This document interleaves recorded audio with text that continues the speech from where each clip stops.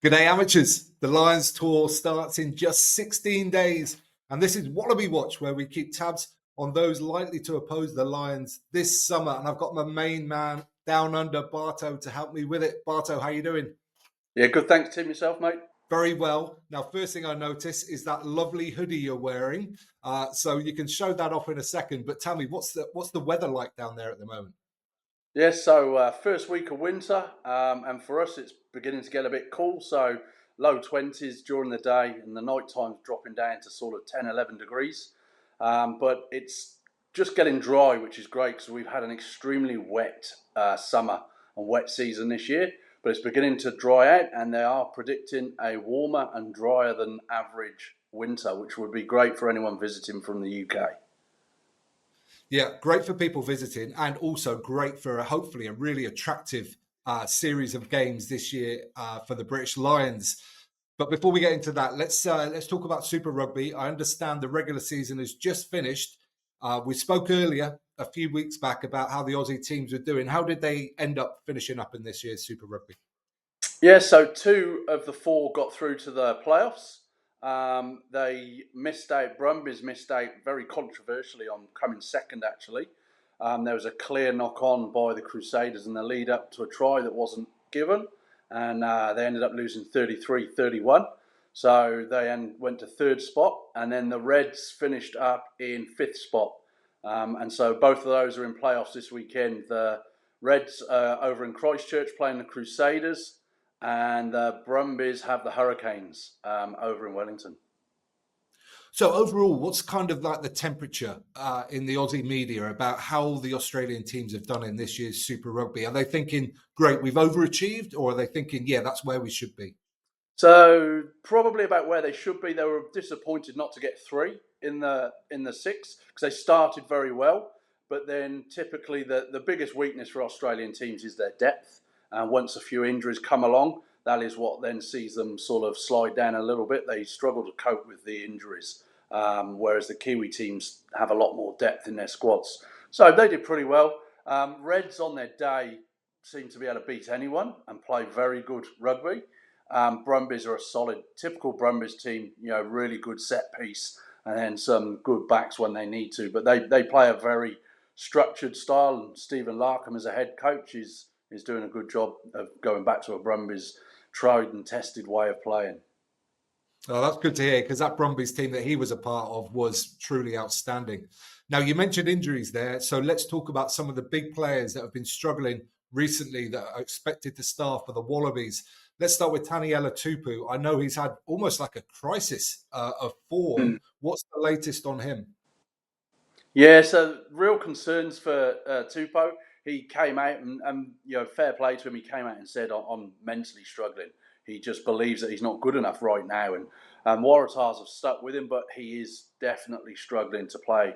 I'll be honest, I'd be surprised to see him certainly in the starting 15. I don't know if he'll even make the squad at the moment. He shouldn't make the squad. If you're going on form and going on the other props that are available. But he may have some money in the bank and he may get chosen because he might be able to do something with 15, 20 minutes to go. So yeah, he's been very disappointing this season. He's beginning to slightly improve, but he just looks very unfit and just not ready for it at the moment. Yeah, such a shame and such an important player. I mean, he's such an incredible athlete. And I strongly believe that if him and Alatoa had been fit for the last World Cup, this whole landscape of Australian rugby might look very different right now because I think that would have made a massive difference. Talking about Alatoa, he made the Super Rugby Team of the Year. So Australia have got good depth in tight head stocks, but we'll come back to the Team of the Year later in this episode. The other big star that had an injury recently is Joseph Sua'ali'i. So what's the latest on him, Barto? Yeah, they expect him back. Well, obviously Waratahs are finished. They do expect him back. He may end up playing against the Lions for the Waratahs to get a bit of game time under his belt. There's a bit of talk of that. So it was a broken jaw, but it wasn't a serious broken jaw.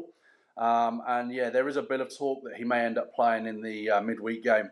Well, it might be a Saturday game, but the warm-up game against the Lions to get a bit of rugby under his belt because he's been out for a good 4 to 5 weeks now.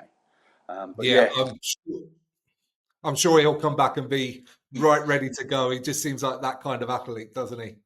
Yeah, absolutely. And that's it. He is an athlete, Tim. He can play across the back line pretty much, apart from 10, I'd guess. And that'll be the interesting thing is where they select him, because I have no doubt that they will have him in the test team. It's where they choose to play him. Yeah. Is there any others? Any other injury concerns at the moment for the Wallabies? So Harry Wilson has just come back from injury last week, and he played 80 minutes after 5 weeks out. So that's good news for them. Jake Gordon still struggling a bit. Has been 9 for them for a long time. In saying that, Tate McDermott is probably stepped into the number 1 9 spot now. But yeah, Jake Gordon not being there means that their stocks on number 9 may be a bit weak. It depends if he can get back and get match fit in time as well. Okay, awesome. And what about, I mean, we love it with the Lions selection, players coming through at the last minute, the bolter. Are there any sort of potential bolters that might come into this Wallabies squad? So probably the one, I think I mentioned him last time, is Carlo Tizzano, who's over at Western Force. He's been outstanding. He's top try scorer with like 14 tries as an open side. He's just been outstanding for them. Real fetcher, but also a carrier. And had a great season. So much so that the coaches and players who selected the Super Rugby team of the year couldn't separate him and Fraser McRoy. So that says, a fair bit, that they were literally same points, same number of 3 points, 2 point and 1 point votes. So they just got selected together. But he's one. I'd be surprised if he's not in the squad. In saying that, I'd be surprised if he starts. I think they'll go with McWright because he's tried and tested. But he's one that should be in the squad and could well cause a bit of disruption with 20, 30 minutes to go. He's a strong, strong player. Yeah, McWright is really outstanding, isn't he? And has been for quite a long time as well. Let's talk a bit more widely then about this Super Rugby Team of the Year, because I understand a lot of Australians have made that side. Yeah, they did quite a few, and a few which are well known, and a few not so well known. Obviously, Alatoa up front, and the other prop, the other side, who I believe might even be the best prop in the world at the moment, in Angus Bell. The World Cup last year, where everyone else was struggling, he stood out, he shone, and he was a beaming light for Australian rugby. He's continued. They've got Nick Frost in the second row, McWright and Tizzano. They also have one of the other back row in there as well. Can't remember now. Harry Potter, who will be well known to English fans, played a couple of years at Leicester. He's had an outstanding season on the wing, and so he could well get selected in the squad. And then Joseph Sua'ali'i at fullback in that team. So quite a few who were picked up in it, considering they only had 2 teams in the top 6. Yeah, that is quite outstanding. It's half of the 16 players selected in that team of the year are Australian. So, yeah, that shows a lot of strength and a lot of form at the moment. Now, again, another key conversation that always comes around this time of year: who are the contenders for the number 10 shirt? Because, as I understand it, there isn't an out and out number 1 at the moment for Australia. No, I mean, Lola Sio is obviously the incumbent, but he struggled towards the end of the last international season. Then this year, when they didn't know what was happening with the Wallaby coaching sort of setup, he's decided to go offshore. Now, previously, that would mean he would not even be, Joe Schmidt wouldn't even look at him to be selected for this squad. Joe Schmidt hasn't said that's the case this year, but he hasn't also said that he will look at him. So he's been okay the last few weeks, but probably the one who stood up has been Tom Liner. So Michael Liner's son, Louis Liner's brother. Again, another one well known in the UK. Tom Liner has stood up in the last few weeks for Queensland. He's starting to look actually very similar to his dad. He's a 10 who just has time on his hands. So he sits back and he seems to have extra 4 or 5 seconds compared to other 10s, and he's beginning to rule the game, put them in the right positions and play from there. He's also a pretty strong lad, happy to take the ball into contact, great in defence. So I'd go with him, and I think he might just be putting his head above the parapet. Then there's Ben Donaldson, who will be involved in the squad because he offers a 15 option as well. So I would go with McDermott and Donaldson, and I think they'll probably still select Lola Sio in the squad. Amazing. Okay, but it's very interesting that it's still very much up for grabs at this Yes. stage, leading into a very important Test series.